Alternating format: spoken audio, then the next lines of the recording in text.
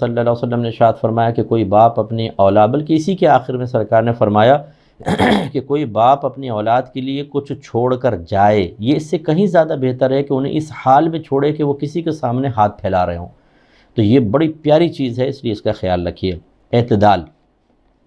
پھر اللہ تعالیٰ نے فرمایا اب دیکھیں بعض صورتوں میں ہم صدقہ کرتے ہیں اور وہ ضائع ہو جاتا ہے، وہ کیسے؟ الذین ينفقون اموالهم فی سبیل اللہ۔ جب پہلے تو یہ وہ اگلی آیت میں ہے، پہلے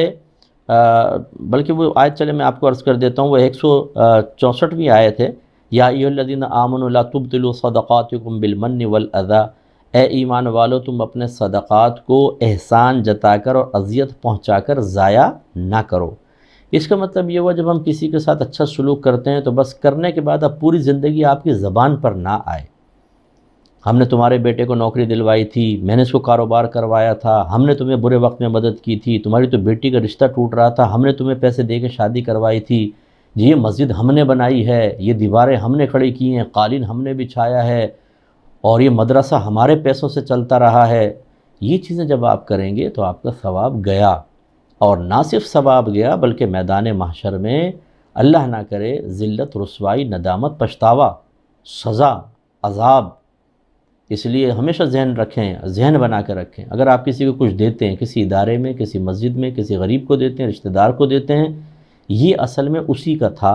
جو اللہ تبارک و تعالی نے امانتاً آپ کو دیا،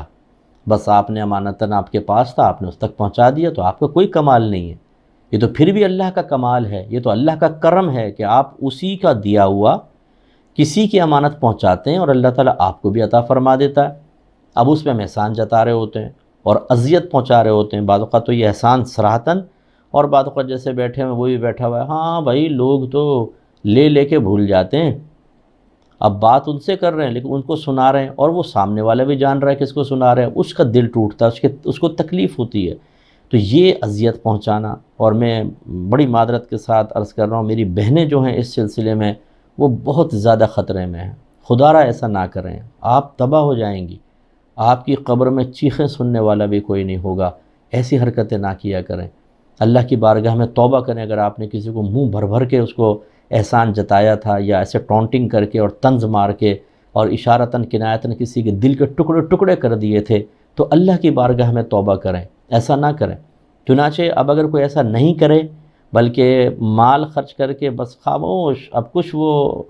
نہ احسان جتا رہا ہے نہ اذیت پہنچا رہا ہے، تو کیا انعام ملے گا وہ دیکھیے۔ اللہ تعالیٰ ارشاد فرماتا ہے، اب یہ 362ویں آیت، جو 262ویں آیت جو میں نے ترتیب سے ہم نے چلا رہے ہیں، اللہ تعالیٰ فرماتا ہے الذین ينفقون اموالهم فی سبیل اللہ، وہ جو اپنے مالوں کو اللہ تبارک و تعالیٰ کے راہ میں خرچ کرتے ہیں، ثم لا یتبعون ما انفقوا منا ولا اذی، اور پھر جو کچھ انہوں نے خرچ کیا اس کے بعد نہ احسان جتاتے ہیں نہ اذیت دیتے ہیں، کیا انعام ہوگا ان کے لیے؟ لہم اجرہم عند ربہم، ان کے لیے ان کا اجر ہے ان کے رب کے پاس، ولا خوف علیہم ولا هم یحزنون، اور نہ ان پر کچھ خوف ہے اور نہ وہ غمگین ہوں گے۔ آپ نے مشہور آیت سنی ہوگی، اولیاء کی شان میں بیان کرتے ہیں، الا ان اولیاء اللہ لا خوف علیہم ولا هم یحزنون، دیکھیں اللہ کے ولیوں کو نہ کچھ خوف ہے نہ وہ غمگین ہوں گے۔ یہ یاد رکھیے کہ یہ صرف اولیاء کے ساتھ خاص نہیں ہے، یہ تو دیکھیں اللہ تعالیٰ فرما رہا ہے یہ آپ کے لیے بھی ہو سکتا ہے، اگر آپ اخلاص سے پیسہ خرچ کریں، اس کے بعد اذیت نہ پہنچائیں، تکلیف نہ پہنچائیں، ریاکاری نہ کریں، احسان نہ جتائیں، تو اللہ تعالیٰ خود جو اولیاء کے لیے وعدہ بیان ہوا وہ آپ کے لیے بھی ہے، ان کے ساتھ خاص نہیں ہے۔ تو اللہ تعالیٰ فرماتا ہے ولا خوف علیہم ولا هم یحزنون، اور پھر ارشاد فرمایا کہ ایک آدمی لاکھ روپے خرچ کر رہا ہے اور پھر اذیت پہنچا رہا ہے، احسان جتا رہا ہے، اس سے بہت بہتر ہے کہ انسان کسی سے اچھی بات کہہ دے، اگر اس کو قرضہ وغیرہ دیا ہے تو معاف کر دے، درگزر کر دے، یہ اس صدقے سے بہتر ہے جس کے پیچھے اذیت ہو۔ اللہ تعالیٰ فرماتے ہیں قول معروف، اچھی بات،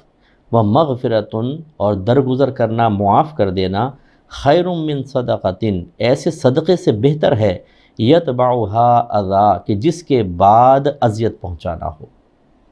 واللہ غنی حلیم، اور اللہ تبارک و تعالیٰ بے نیاز ہے، حلم والا ہے۔ دو اشارے کر دیے، اللہ بے نیاز، یہ صدقہ اللہ کے لیے نہیں ہے بھائی، کوئی اللہ کو فائدہ نہیں پہنچتا، آپ ہی کو فائدہ پہنچے گا، غریب کو فائدہ پہنچے گا، وہ بے نیاز ہے۔ اور حلم والا ہے، حلم کہتے ہیں حلیم اگر ہم انسان کے لیے استعمال کریں جو برداشت کرتا ہو، فوری انتقام نہ لینے والا، تو اللہ تعالیٰ مہلت دیتا ہے، فوری انتقام نہیں لیتا۔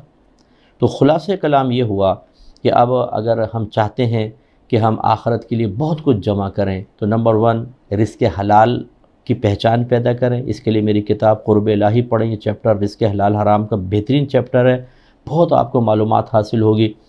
رزق حلال، اس کے بعد پھر اللہ کے راستوں میں خرچ کریں جو واقعی اللہ کی رضا والے ہیں۔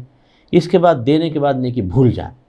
نہ احسان جتائیں، نہ اذیت پہنچائیں، نہ اس کی وجہ سے اپنا بار بار نام سنوائیں، نہ اپنے ناموں کی تختی لگائیں، نہ اپنا اس محفل مجلس کے اندر کوئی مرکزی جگہ لینے کی کوشش کریں۔ جیسے بعض مسجدوں میں دے دیتے ہیں تو چاہتے ہیں کہ اب ہماری اتنی تعظیم و پہلی صف میں بٹھایا جائے، ہٹو بڑے ہٹو، حاجی صاحب آ گئے، حاجی صاحب آ گئے۔ کیا کر رہے ہیں آپ؟ اپنے پیسے کو کیش کر رہے ہیں، سب ضائع ہو جائے گا۔ یہ سب کچھ بھی نہ کریں، بالکل دیں۔ اور ہمارا مشورہ تو بلکہ یہ ہوگا، میں اکثر سمجھاتا ہوں، جو لیتا ہے نا اس کا احسان مان لیں۔ وجہ کیا ہے؟ آپ پیسہ دے رہے ہیں اور وہ آپ کو جواب میں کیا دے رہا ہے؟ مغفرت، درجات کی بلندی، اچھی موت، قبر میں راحت، میدان محشر میں آپ کی عزت، پل صراط پر آسانی اور جنت کے محلات۔ میں نے 7 چیزیں گنوا دیں، بتائیے آپ زیادہ دے رہے ہیں وہ آپ کو زیادہ دے رہا ہے؟